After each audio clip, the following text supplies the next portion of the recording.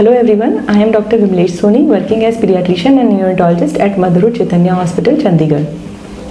आज हम बात करेंगे about myths in breast feeding.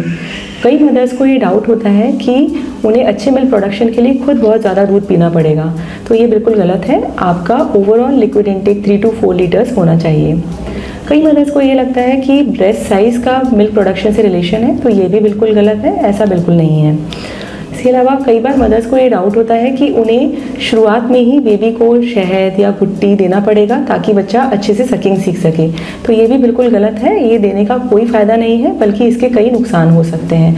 बच्चे को ब्रेस्ट फीडिंग जन्म के 1 घंटे के अंदर शुरू करना होता है, चाहे वो बच्चा नॉर्मल डिलीवरी से डिलीवर हुआ हो या सिजेरियन सेक्शन से।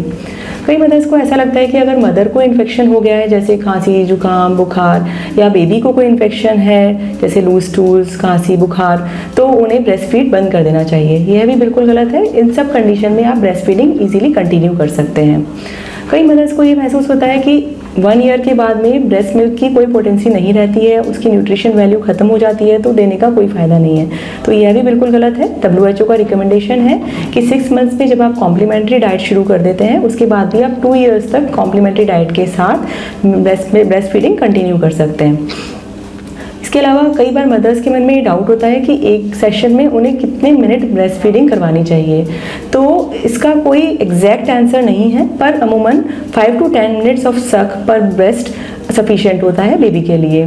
पर स्टडीज़ में ये देखा गया है कि लेस देन 4 मिनट सक जनरली इनसफिशिएंट होता है, और अगर बच्चा आधे घंटे से ज़्यादा तक अगर ब्रेस्ट फीडिंग कर रहा है तो भी कई बार ये ज़रूरी नहीं है, पर कभी कभी लो बर्थ वेट बेबीज़ ज़्यादा देर तक सक कर सकते हैं।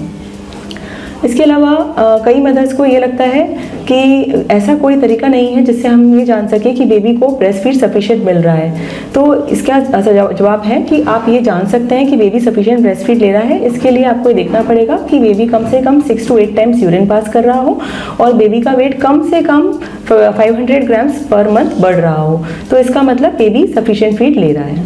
Thank you.